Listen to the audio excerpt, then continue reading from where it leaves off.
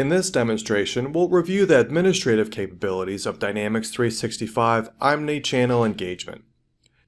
We start off in the Omnichannel Administration app. As you can see, it's a separate app just for administrators of the omnichannel experience. You can see on the left all of the options here. I've got channels, I've got queues, work streams, and so forth.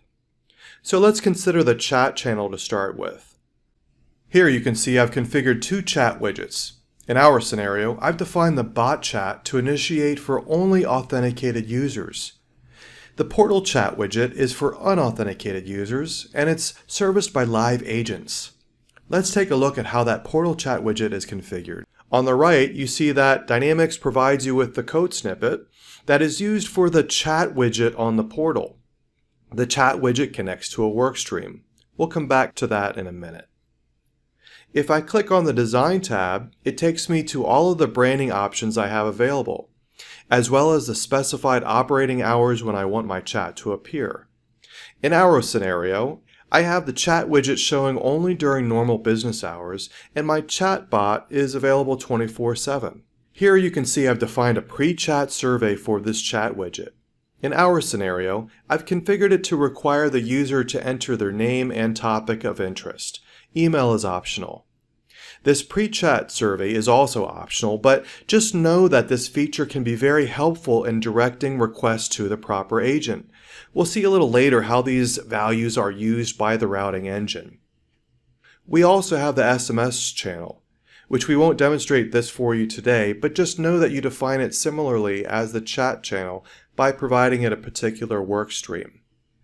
Next, let's talk about a very interesting channel in my opinion. It's the CDS entity channel. Here, I'm defining certain entities like cases or leads or even custom entities and routing them to agents to work on.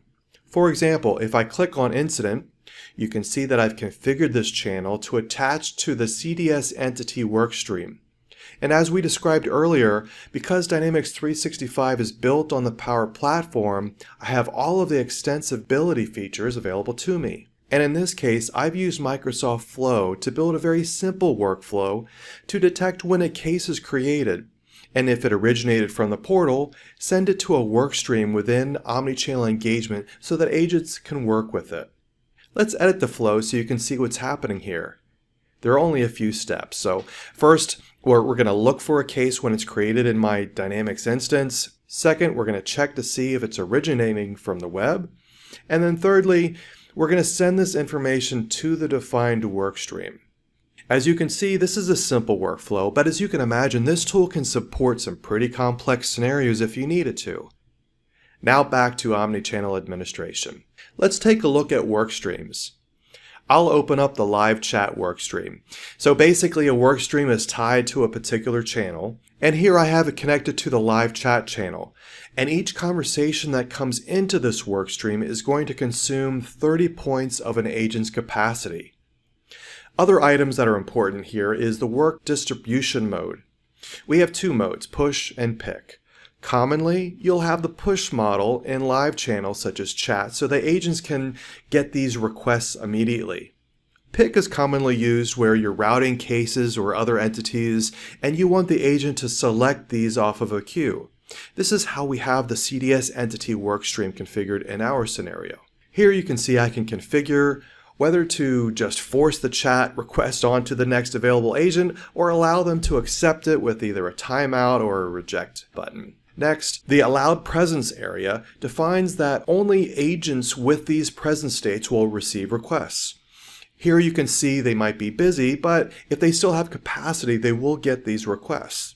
But if they've set themselves as do not disturb or some other custom presence like out to lunch, they won't get requests. Lastly, we have routing rules.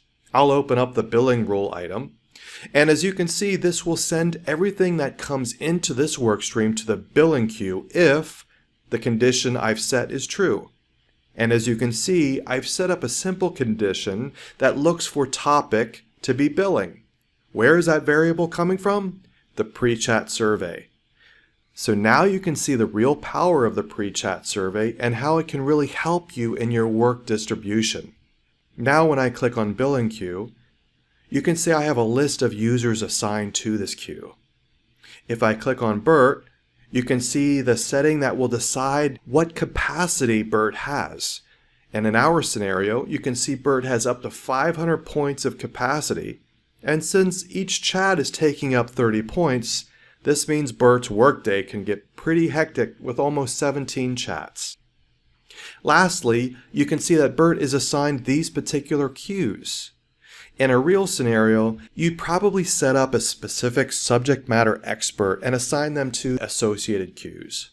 So there are many other settings here on the left that we won't have time to cover today, but just to quickly hit on some of the areas on the left, you can configure quick responses, custom presence, supervisor dashboards, operating hours, geolocation, data masking, and other options that will collectively define how your omnichannel engagement app will operate. So this completes our quick overview of the administrative experience for the new omnichannel engagement app for Dynamics 365.